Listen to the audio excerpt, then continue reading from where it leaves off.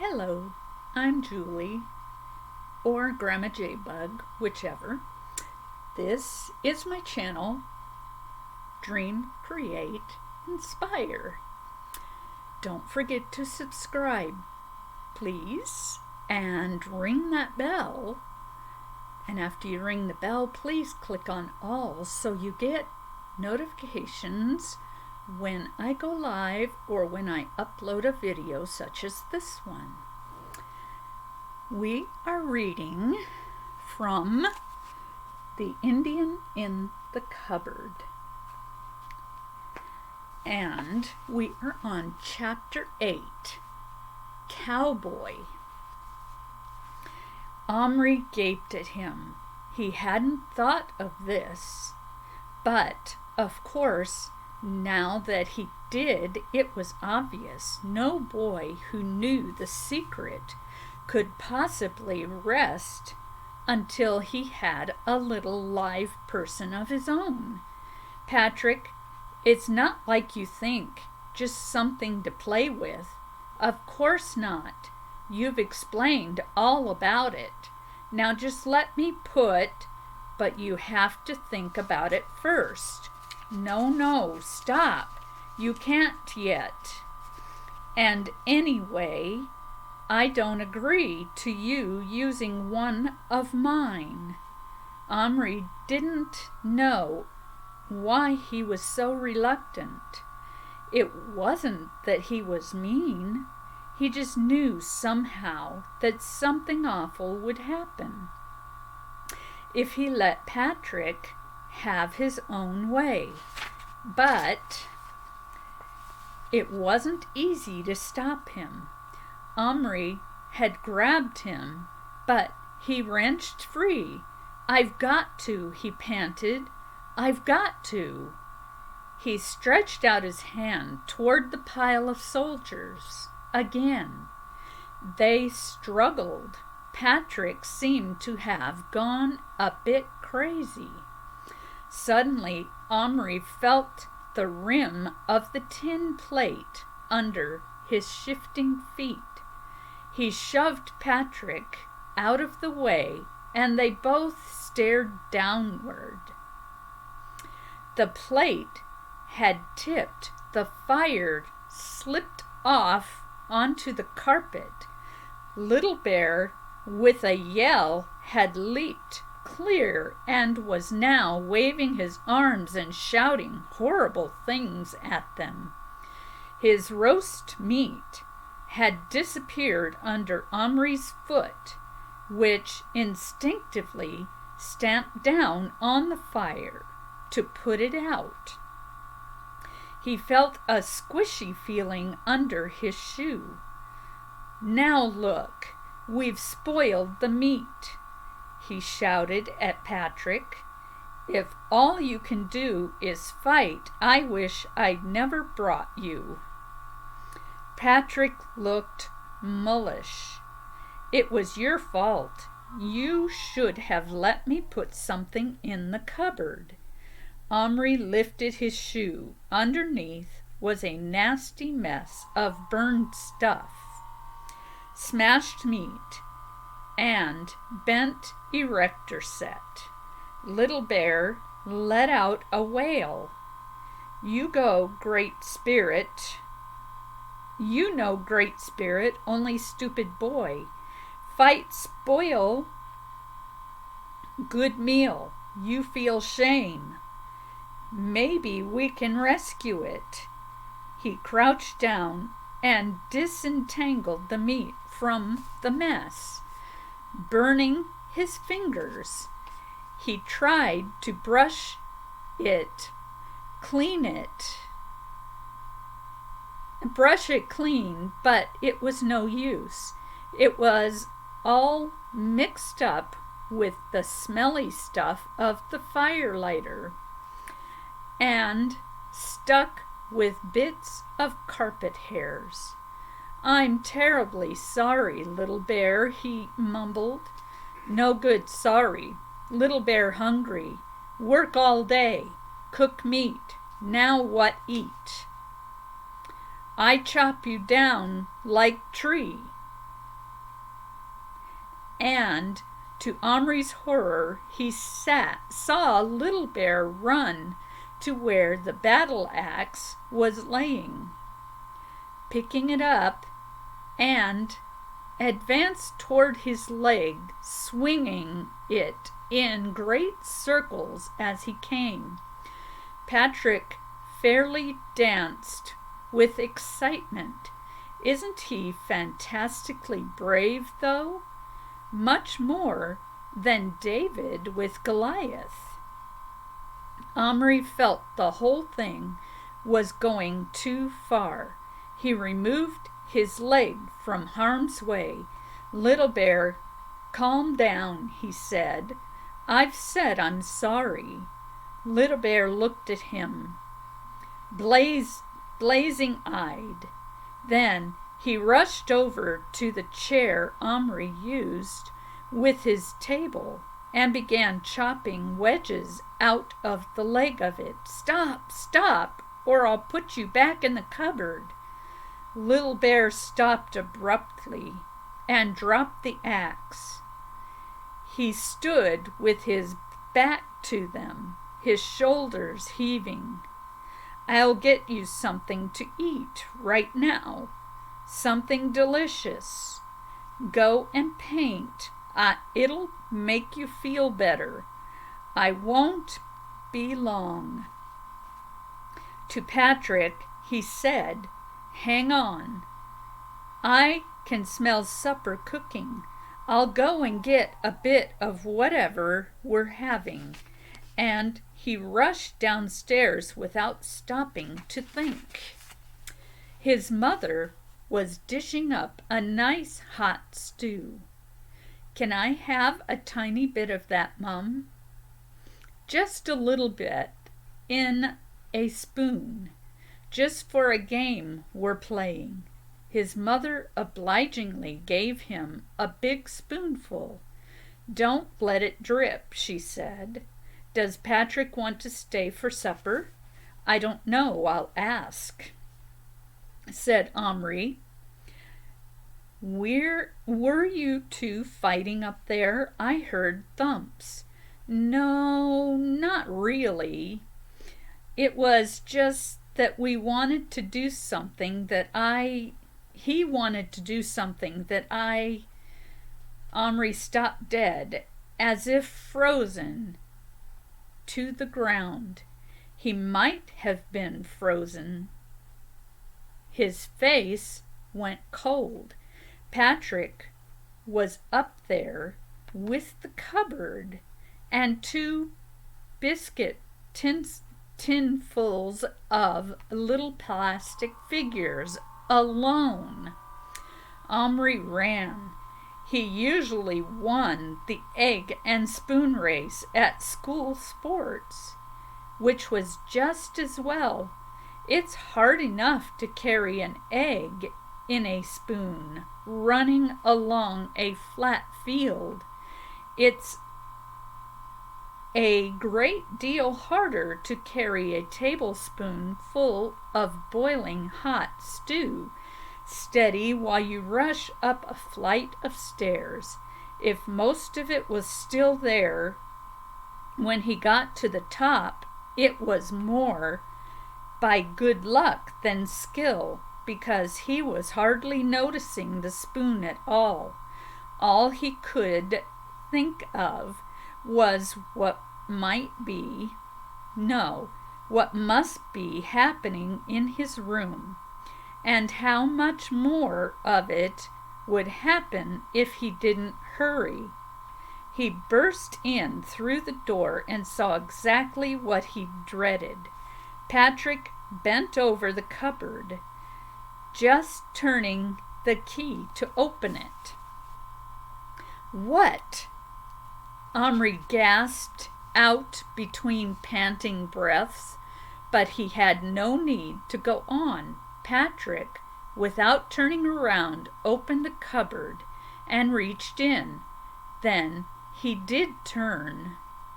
He was gazing into his cupped hands with eyes like huge marbles. He slowly extended his hands out toward Omri and whispered, "Look." Omri stepped forward, had just time to feel intensely glad that at least Patrick had not put a whole handful of figures in, but had only changed one. But which? He leaned over, then drew back with a gasp. It was the cowboy and his horse.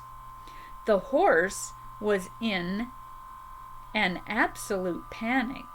It was scrambling about wildly in the cup of Patrick's hands, snorting and pawing, up one minute and down on his side the next, stirrups and reins flying. It was a beautiful horse, snow white, with a long mane and tail, and the sight of it acting so frightened gave Omri heart pains. As for the cowboy, he was too busy dodging the horse's flying feet and jumping out of the way when it fell to notice much about his surroundings. He probably thought he was caught in an earthquake. Omri and Patrick watched, spellbound, as the little man and his plaid skirt, buckskin trousers,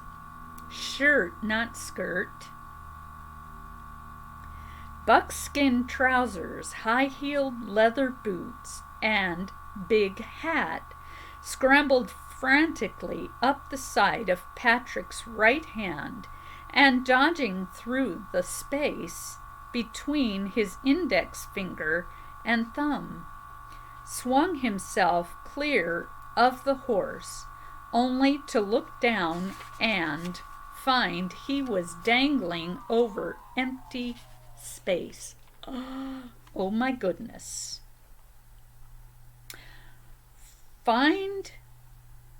I read that. His hat came off and fell slowly like a leaf down to the floor, so infinitely far below.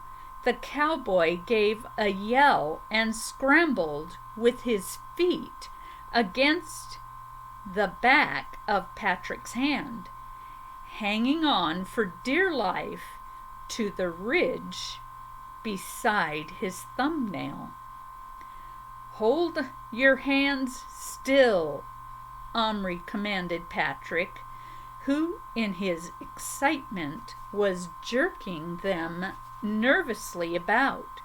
There was a moment of stillness. The horse stood up, trembling all over, prancing about with terror.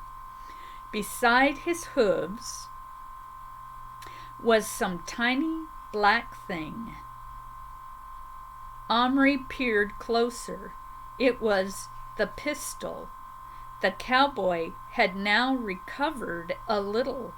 He scrambled back through the finger gap and said something to the horse that sounded like, "Whoa back, steady fella." Then he slid down and grabbed the reins, holding them just below the horse's nose. He patted its face. That seemed to calm it. Then, looking around swiftly, but not apparently noticing the enormous faces hanging over him, he reached cautiously down and picked up the pistol from between the horse's hooves. "Whoa there, stand." Omri watched like a person hypnotized. He wanted to cry out to Patrick that it was a real gun, but somehow he couldn't.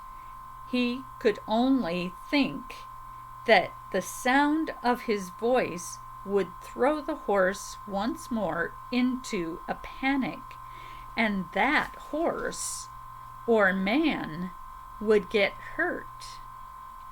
Instead, he watched while the cowboy pointed the gun in various directions warily. Then he lowered it, still holding the reins. He moved until he could press his hand against Patrick's skin. Then he let his eyes move upward toward the curved fingers, just level with the top of his head. "What the doggone heck?" he said. "It sure looks like a great big aw. What talking about? It can't be. Heck, it just ain't possible."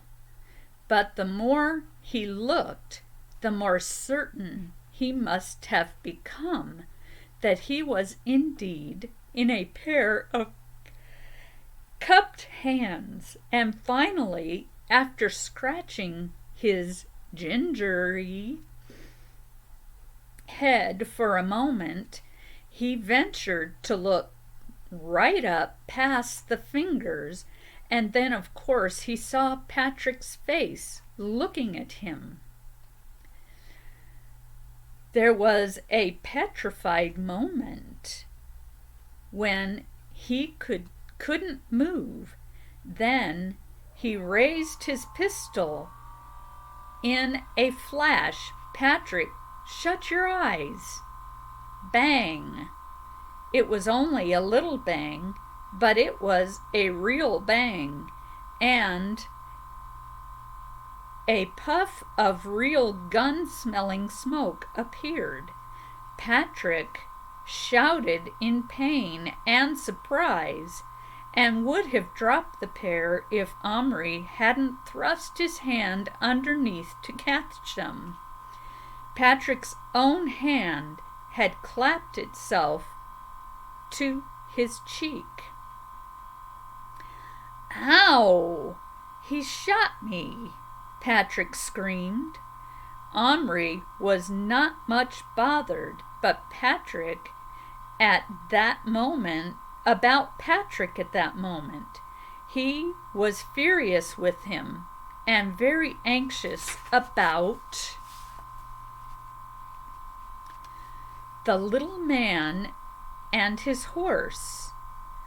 Quickly he put them down on the bed, saying, like the cowboy himself, "Steady, whoa, I won't hurt you, it's okay."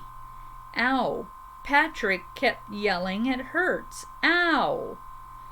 "Serves you right, I warned you," said Omri. Then he felt sorry and said, "Let's have a look."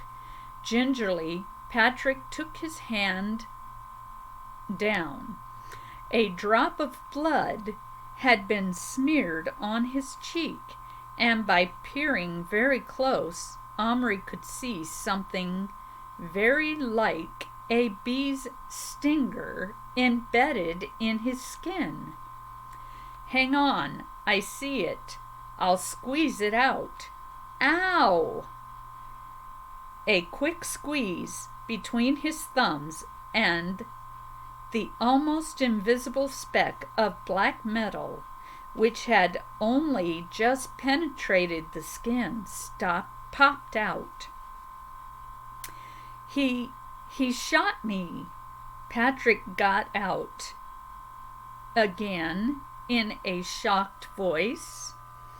"I told you my Indian stuck a knife in me," said Omri, not to be outdone.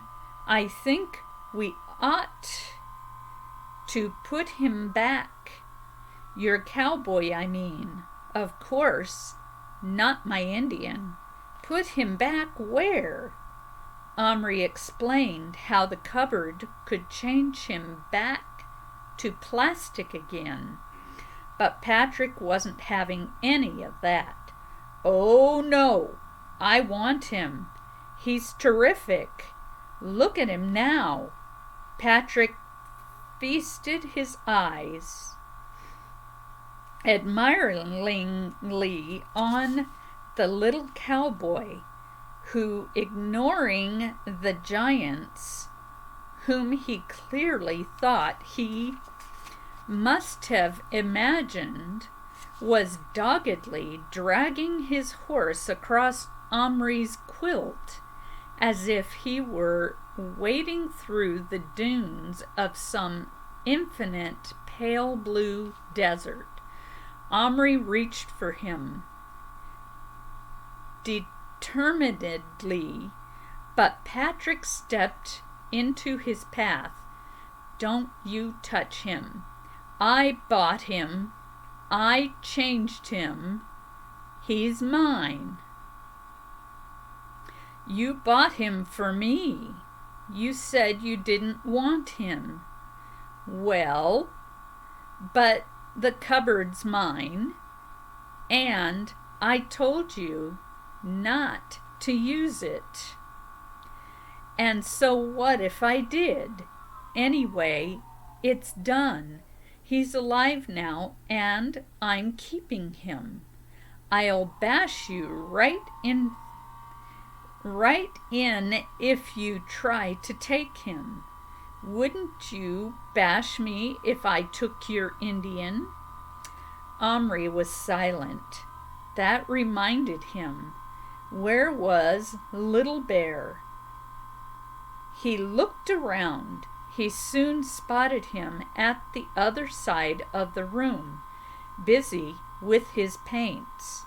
Some beautiful, minute designs showing turtles, herons, and beavers, mainly in red and yellow, had appeared on the side of the teepee Omri had made. As Omri crouched beside him to admire them, Little Bear, without looking at him, said, "You bring food? I very soon die if not eat." Omri looked around. What had he done with the spoonful of stew? But he soon saw that he'd put it down on the table without thinking. There it sat, tilting slightly and spilling a few drops of gravy, but still steaming. He hurried to get Little Bear's, or rather Action Man's, mess tin. The paper plate had got all soggy, and carefully filled it with the hot, savory stuff.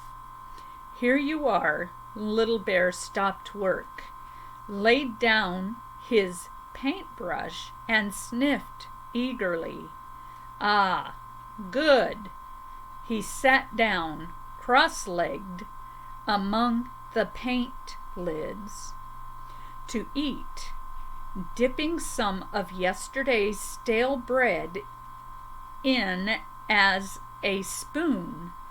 "Your wife cook?"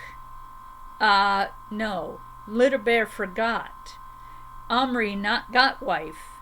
He ate ravenously for a few moments, and then said, "Not want?" "I'm having mine downstairs in a minute," Omri said. "Mean Omri not want wife?" said Little Bear, who was now in a much better mood. "I'm not old enough." Little Bear looked at him for a moment. "No, I see. Boy." He grinned. "Big boy, but boy." He went on eating.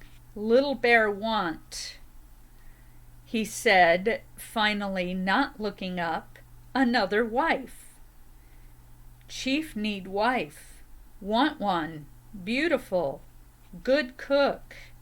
He put his face into the mess tin and licked it clean.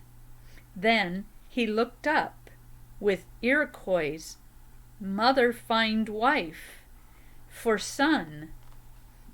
But Little Bear mother not here. Omri be mother and find. Omri couldn't quite see himself as Little Bear's mother, but he said, I might try. I think there were some lady Indians in Yaps. But what if I get one and make her real, and then you don't like her? I like you get. Tomorrow, Little Bear grinned at him happily, his face smeared with gravy. Patrick had come up behind him. Let's put them together and see what they do. Omri jumped up quickly. No. Why not, you idiot? Because yours has got a gun and mine's got a bow and arrow, and one of them's sure to kill the other. Patrick considered this. Well, we could take their weapons away from them. Come on, I'm going to. And he reached toward the bed. Just at that moment, there was the sound of steps on the stairs. They froze.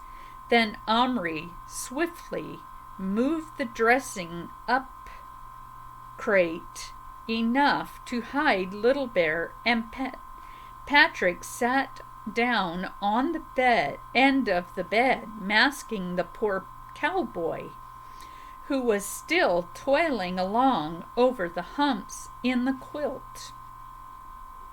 Just in time, Omri's mother opened the door the next second and said, Patrick, what was your mum on the phone? Oh, that was your mum on the phone. She wants you to come home right away, and Omri, it's supper. And she went. Omri opened his mouth to protest, but Patrick at once said, oh, okay. With one quick movement, he had scooped up the cowboy and horse in his left hand and thrust them into his pocket. Omri winced. He could easily imagine the horse's legs being injured by such rough treatment, not to mention the matter of fright. But Patrick was already halfway out the door. Omri jumped up and grabbed his arm. Patrick, he whispered, you must be careful. Treat them carefully. They're people. I mean, they're alive. What will you do with them? How will you hide them from your family? I won't. I'll show them to my brother. Anyway, he'll go out of his mind. Omri began to think he might go out of his. He shook Patrick's arm. Will you think? How are you going to explain? What will happen?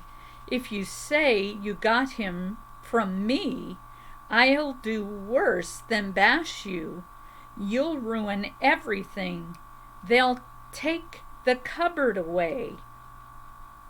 That got through to Patrick at last. He put his hand slowly back into his pocket. Listen then, you can look after them, but remember, they're mine. If you put them back in the cupboard, I'll tell everyone. I'm warning you. I will bring them to school tomorrow. To school? Cried Omri, aghast. I'm not bringing Little Bear to school. You can do what you like about Little Bear. He's yours. The cowboy's mine, and I want him at school tomorrow. Otherwise, I'll tell." Omri let go of his arm, and for a moment they looked at each other as if they'd been strangers. But they weren't strangers. They were friends. That counts for a lot in this life. Omri gave in. "All right," he said, "I'll bring them. Now, give them to me gently." And Patrick brought man and horse out of his pocket and tipped them very carefully into Omri's waiting hand. So we will see what happens next time. The next chapter is called Shooting Match. And thank you for watching, and I hope to see you next time. Adios, amigos.